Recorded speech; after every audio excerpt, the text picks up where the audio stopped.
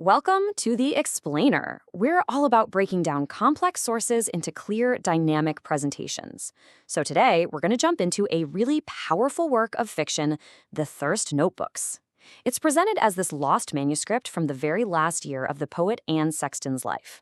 Okay, let's dive right in. The whole idea here is that the manuscript is a final, unflinching look inward, written in the shadow of Sexton's very real, very public struggles.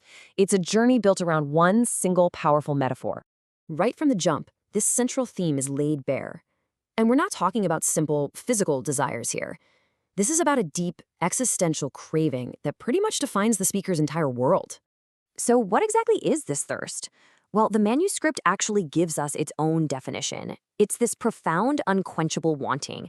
Think of it as the engine of the entire collection, the core condition that fuels every single poem. Now, this is where it gets really interesting. It's a fascinating twist on an image Sexton used in her later work. The whole idea of rowing toward God gets turned on its head. The journey isn't about reaching some final destination anymore. The struggle itself is the destination.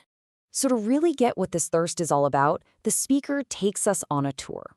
She starts cataloging all of its origins in this meticulously constructed place she calls the Hunger Museum. And yeah, this is so much more than just a list of complaints. The museum structure is completely deliberate. It's like she's trying to classify and contain a whole lifetime of pain. Put it behind glass so she can examine it piece by piece. And we walk through these main exhibits with her. The coldness of her mother, the trauma connected to her father, the emotional desert of her marriage, and then, finally, the art itself, which she calls the hunger that just consumed all the others. This quote right here, it just perfectly nails the whole vibe of the museum. It's so clinical, so detached, but at the same time, it's just utterly devastating. She analyzes the source of her pain with the cold precision of a curator, which somehow makes the emotional gut punch even sharper. All right, as we move deeper into the manuscript, this really chilling, personified figure gets introduced, a constant companion who is the embodiment of the speaker's impulse towards self-destruction. So this isn't just a mood or some vague feeling of sadness, right? It becomes a full-blown character. It's a classic move in confessional poetry, making an internal struggle external. The death baby, which actually appeared in Sexton's real work, kind of grows up in these fictional notebooks. It becomes a doppelganger, an intimate partner on this journey toward the end. And get this character actually speaks. It's a daily conversation, this constant casual negotiation between creating art and ending her life. That choice is always on the table, presented by a voice that sounds just like her own. You can just feel the unbearable tension this creates, right? A life completely split down the middle. On one side, you've got the celebrated public artist, the Pulitzer Prize winner, and on the other, the private woman locked in a daily conversation with her own end.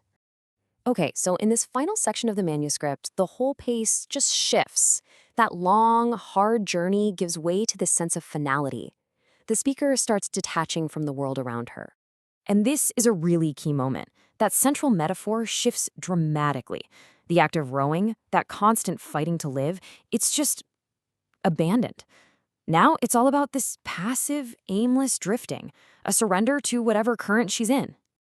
So you see these anchors to the real world just getting cut, one after another. First up, the official end of her 25-year marriage to Caio Sexton. And then her daughters, who are grown now, leave home to start their own lives. And that creates this profound, deep silence in the house. And finally, the last anchor to go is her career. I mean, for a public poet whose identity was so wrapped up in her audience, this is just a painful, brutally honest admission that her fame is fading. It's not just about empty seats at a reading. It's a quiet phone, a profound sense of becoming irrelevant. So with all of those connections just gone, the destination finally snaps into sharp focus. That abstract idea of an island called God is replaced by the very concrete, very real image of the garage. That's the final shore. But wait, it doesn't actually end with that image. The manuscript pivots one last time to make a final, powerful statement about what is actually left behind after the life is over. This is where she really stakes her claim to a legacy. The physical body, that might be gone. But the words, they form a new body, a more durable one. The art itself is positioned as the ultimate act of survival. It's the one part of her that was truly built to last. And that leaves us with the manuscript's final haunting question. It's a question that sits right at the heart of all confessional art, really. It forces us to think about the true cost of work that's born from such incredible suffering. If the poems are what survive, what does that say about the life that was sacrificed to create them?